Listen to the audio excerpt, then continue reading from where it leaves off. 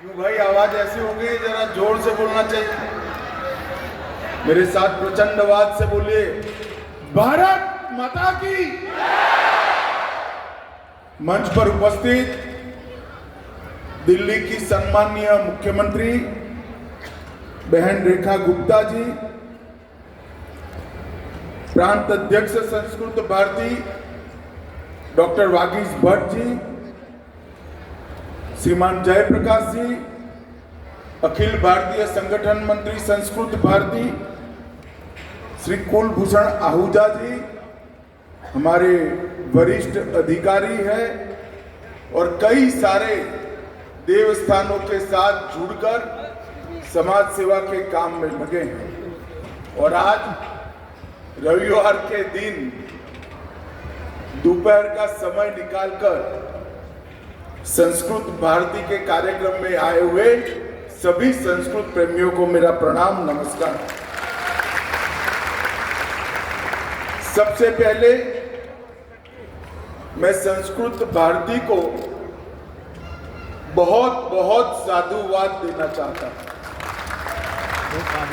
क्योंकि दिल्ली शहर में 1008 संस्कृत संभाषण शिविरों का आयोजन करना वो अपने आप में एक साहसिक काम है। और इसकी पूर्ति कर रविवार की दोपहर को कार्यक्रम दिल्ली में करना वो और साहसिक बात है। इसलिए मैं संस्कृत भारती को बहुत बहुत साधुवाद देना चाहता हूं। मित्रों, आज यहाँ पर कई सारे ऐसे लोग भी उपस्थित हैं जिन्होंने इस संभाषण शिविरों में हिस्सा लिया है। मुझे विश्वास है इसमें कई लोगों ने पहली बार संस्कृत को बोलने का प्रयास किया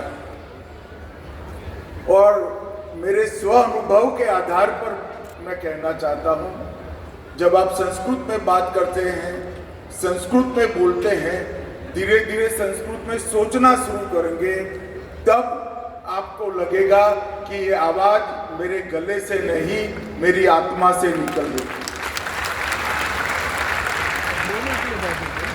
जयप्रकाश जी थोड़ी चिंता कर रहे थे कि कई सालों की गुलामी में संस्कृत को क्षति पहुंचाने का प्रयास किया गया। जयप्रकाश जी, संस्कृत के ह्रास की शुरुआत गुलामी के कालखंड के पहले हुई। ईस्वीसन पूर्व 300 से संस्कृत के ह्रास की शुरुआत हुई। और मैं संस्कृत भारती के सभी कार्यकर्ताओं को कहना चाहता हूं, जिस चीज को यहां तक गिरते गिरते 2300 साल हुए हैं, इसको उठाने में भी समय लगेगा। बहुत धैर्यपूर्वक काम करना पड़ेगा। जो आपने पीड़ा उठाया वो लंबे समय तक, मगर ये निश्चित है कि अब संस्कृत उत्थान के अनुकूल वातावरण इस देश में उपलब्ध है। चाहे सरकार हो, चाहे जनता हो, चाहे सोच हो, वो संस्कृत और संस्कृति के उत्थान के लिए कटिबद्ध है, वचनबद्ध है और परिणाम लाने के लिए भी वचनबद्ध है। इसलिए निश्चित रूप से इसकी गति भी बढ़ेगी और काम भी आगे बढ़ेगा।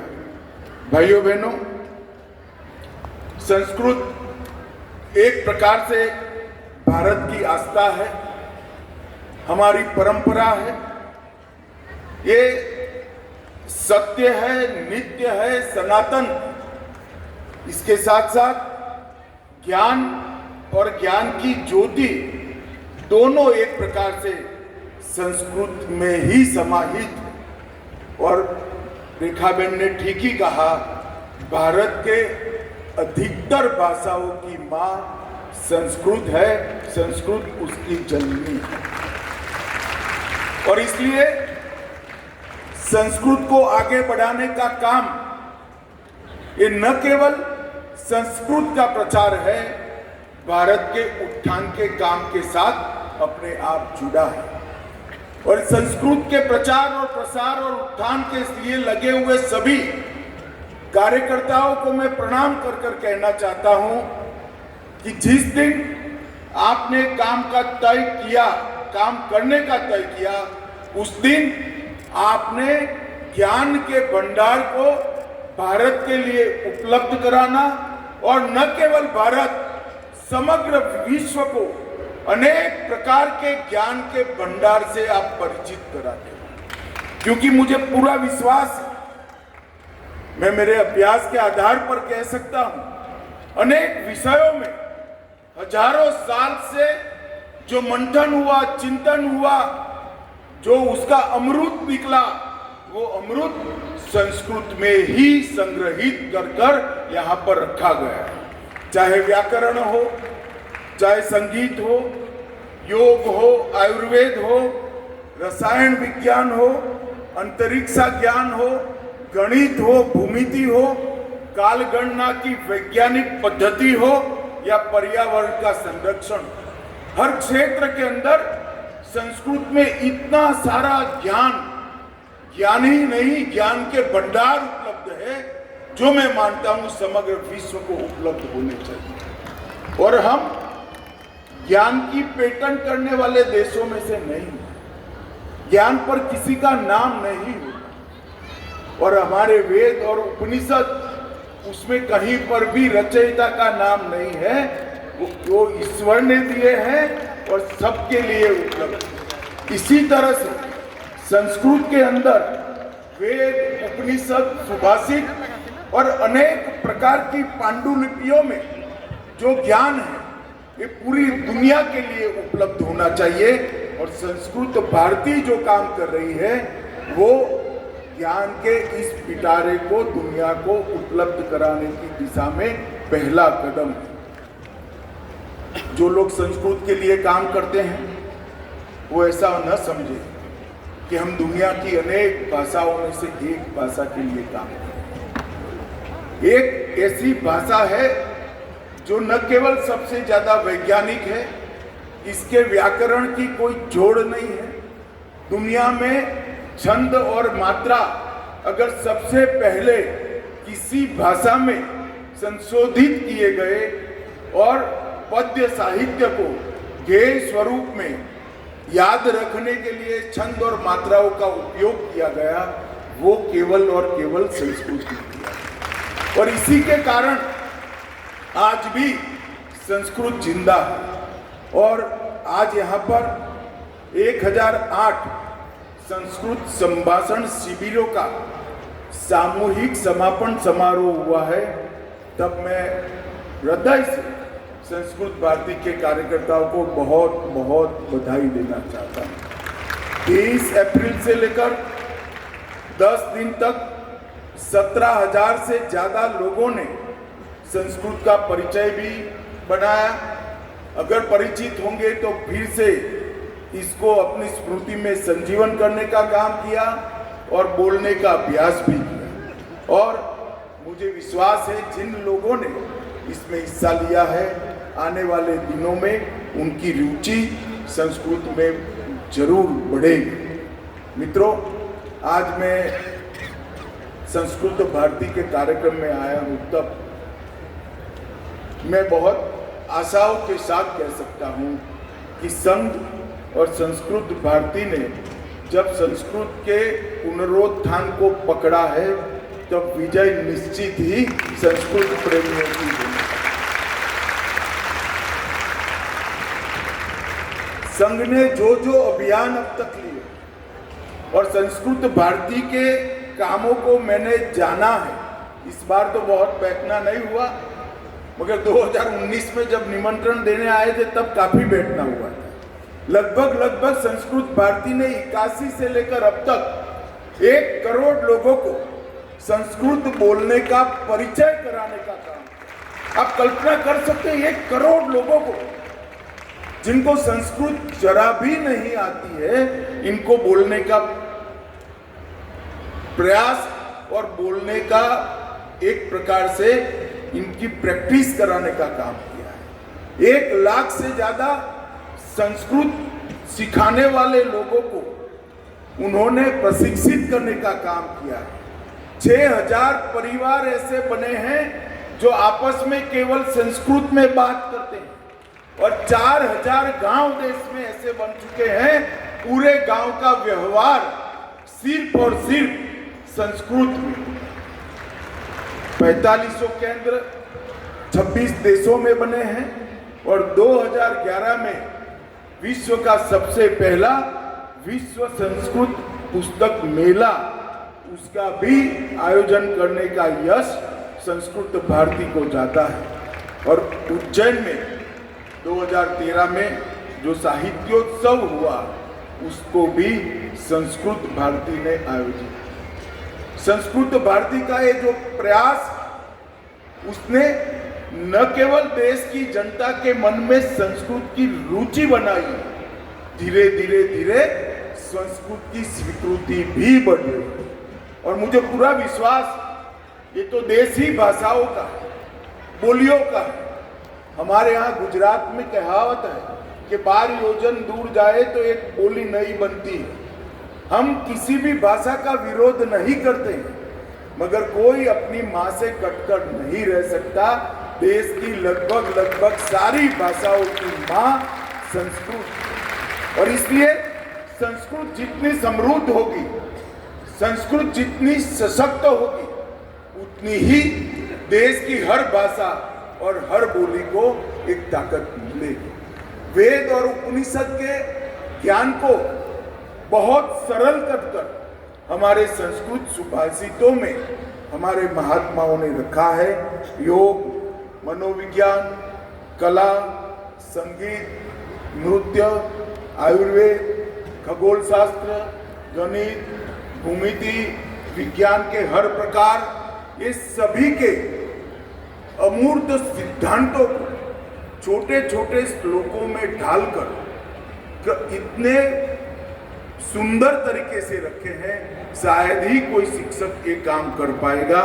इतना अच्छा काम हमारे मुनियों ने करा है, हमारे ऋषियों ने करा है, हमारे चिंतकों ने और विचारकों ने करा है। और संस्कृत भारती ये पूरे पिटारे को आज भारत और विश्व के सामने खोलने का काम कर रही है। मित्रों, वसुधैव कुटुंबकम की जब बात करते हैं तब विश्व को आश्चर्य लगता है, मगर उनको मालूम नहीं है वसुधैव कुटुंबकम जिस जगह से आया है, वो जगह में ये सोच बच्चे बच्चे में हमारी संस्कृति और संस्कार के कारण आज मिलती है। हमारे कई मठों ने, विशेषकर श्रृंगेरी मठ और ज्योतिर्मठ ने ढेर सारा साहित्य संजो कर रखा है और कई सारे शास्त्र भी इसमें संजो कर रखे हैं। और दुनिया के ढेर सारे विचारकों ने, चाहे अल्बर्ट आइंस्टाइन हो, मैक्स मुलर हो, निकोला टेस्ला हो या जोहान्स केपलर, ये सभी ने संस्कृत को सबसे वैज्ञानिक भाषा के रूप में स्वीकार किया। और आज मैं इतना जरूर कहना चाहता हूँ कि हम संस्कृत के हास के इतिहास को ज्यादा स्मरण करने की जगह संस्कृत के उत्थान के लिए ज्यादा काम करने की जगह। अब ऐसा समय नहीं, देश में एक अनुकूल वातावरण जिसके माध्यम से संस्कृत का विकास हो सकता है।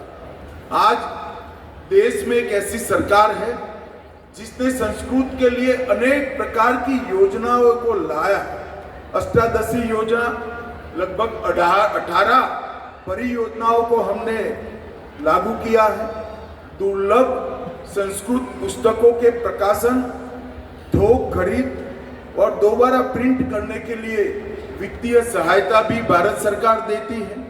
प्रख्यात संस्कृत पंडितों की सम्मान राशि में भी बढ़ोतरी की है। नई शिक्षा नीति में इंडियन नॉलेज सिस्टम पर फोकस किया है। इसका एक बहुत बड़ा वर्टिकल स्तंभ संस्कृत भी है। राष्ट्रीय संस्कृत संस्थान को केंद्रीय संस्कृत विश्वविद्यालय में अपग्रेड भी हमने किया है। शास्त्र चूड़ामणि योजना के माध्यम से सेवानिवृत्त प्रख्यात संस्कृत विद्वानों को अध्यापन के लिए नियुक्त करने का काम किया है। और सबसे बड़ा काम अगर सरकार ने किया है तो हमारी संस्कृत और हमारी प्राकृत भाषाओं में बिखरी हुई, देश भर में बिखरी हुई पांडुलिपियों को एकत्रित करने के लिए लगभग 500 करोड़ के बजट से एक अभियान चला।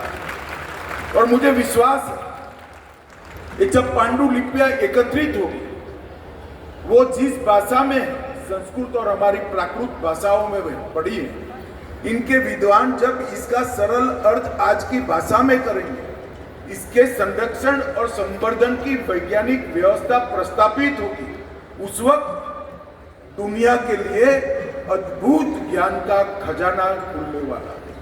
और नरेंद्र मोदी जी ने पांडुलिपियों के संरक्षण के लिए एक बहुत बड़ा ज्ञान भारतम मिशन की 500 करोड़ के बेसिक कोष के साथ शुरुआत की है और हर बजट में इसके लिए आगे पर इसके लिए एक निश्चित राशि दे दी जाएगी। लगभग अब तक 52 लाख से ज़्यादा पांडुलिपियों का डॉक्यूमेंटेशन किया गया है। 3.5 लाख पांडुलिपियों का डिजिटीकरण भी हो गया है और namami.gov.in पर 1,37,000 पांडुलिपियां उपलब्ध कराई गई है। दुर्लभ पांडुलिपियों का अनुवाद और उसके संरक्षण के लिए एक हर विषय के, हर भाषा के विद्वानों की टीम भी गठित की है और बहुत थोड़े समय में हम इसको आगे बढ़ाएंगे। अंत में मैं इतना ही कहना चाहता हूँ, संस्कृत भारती ने जो काम 81 से लेकर आज तक किया है, इसकी जोड़ ढूंढना बहुत कठिन और मैं बहुत पवित्र हृदय से बताना चाहता हूँ, मैं भी एक सामाजिक कार्यकर्ता हूँ। अगर मुझे कोई कहता कि संस्कृत भारती के लिए काम करना है तो इतना साहस मुझ में नहीं है जो संस्कृत भारती के कार्यकर्ता हूँ। एक बहुत बड़ा मिशन, एक बहुत बड़ा काम लेकर संस्कृत भारती ने एक मकाम तक, एक स्तर तक पहुँचाया है जहाँ से आगे विजय ही विजय है, पराजय का कोई सवाल खड़ा ही नहीं। मित्रों, आज मैं इस कार्यक्रम के मंच से देश भर के लोगों को संस्कृत भारती के माध्यम से ये जो प्रयास चल रहा है, इसका समर्थन करने का, इसका संवर्धन करने का और इसको गति देने के लिए अपील करना चाहता हूँ। मैं हृदय से मानता हूँ कि संस्कृत के उत्थान में ही, संस्कृत के प्रचार प्रसार में ही और संस्कृत में पढ़े ज्ञान को संकलित कर कर, सरल कर कर लोगों के सामने रखने में ही दुनिया की सभी समस्याओं का समाधान निश्चित रूप से संस्कृत के ज्ञान के भंडार से। और मैं एक कोई ऐसे कार्यक्रम में भाषण करने नहीं आया हूँ, मेरे मन के मनोभाव अभिव्यक्त करने के लिए आया हूँ। मैं फिर से एक बार संस्कृत भारती के काम करने वाले सभी कार्यकर्ताओं को और संस्कृत के लिए काम करने वाले सभी विद्वत जनों को बहुत बहुत प्रणाम कर मेरी वाणी को विराम देता हूँ। वंदे मातरम। करतल ध्वनिना महोदयस्य अभिवंदनं कुर्मः। इदानीं श्रीमन्तं कुलभूषण आहूजा महोदयं निवेदयामि यत् अतिथीनां धन्यवाद ज्ञापनार्थम् आगच्छतु इति।